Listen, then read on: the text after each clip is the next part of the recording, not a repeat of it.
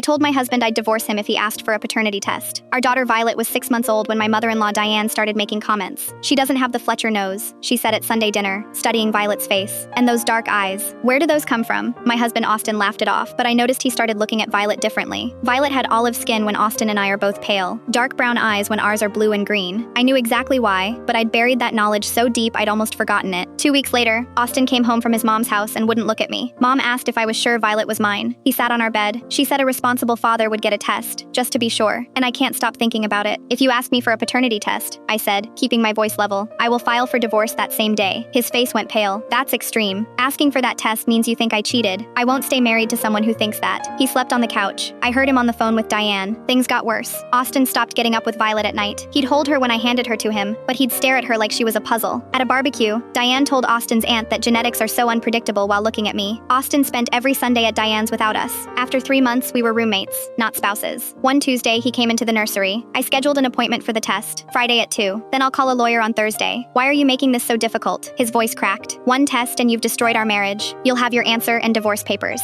That night, I called my mom. I need my medical records from Dr. Hammond, from when I was 12. The genetic testing. The chimerism thing? Yeah, I got the files 2 days later. I'd absorbed my twin sister in the womb. Her cells were still in my body. Her DNA in my ovaries meant any children I had might genetically be hers, not mine. At 12, I'd thought it was creepy. Now it would save my marriage. I called a genetic counselor. Dr. Lynn agreed to come to Sunday dinner at Diane's. I texted Austin's sister Kelsey. Be there today. Important. Dinner started normal. Then Diane looked at Violet and said, you know, Austin, there are places that do discreet paternity tests. Very private. Before she gets older and you're too attached, it's better to know the truth. I pulled a folder from my bag. You want the truth? I placed papers on the table. This is Dr. Sarah Lynn. She's a genetic counselor. Dr. Lynn stood from the living room. Your daughter-in-law has chimerism. In utero, she absorbed her twin sister. That twin's DNA is in her ovaries. When she has children, they carry genetic markers from the absorbed twin. A paternity test might show unusual results because of this. The table went silent. I looked at Austin. Violet is yours, but genetically, she's also my niece. She has DNA from my twin sister, who I absorbed before birth. That's why she looks different. I slid the records to him, from when I was 12, and this is from last week. Same condition. Documented. Diane stood up, chair scraping. This is absurd. It's in medical literature, Dr. Lynn said. I brought studies. Kelsey laughed. Mom, you spent months calling her a cheater, and she's just medically rare. Diane grabbed her purse and left. Austin stared at the papers, then at me. You never told me. I forgot. It didn't matter until she made it matter. I should have believed you from the start. Yes, you should have. At home, Austin was crying. I almost lost everything. You chose her over me for 3 months. How do I fix this? Move back into our room.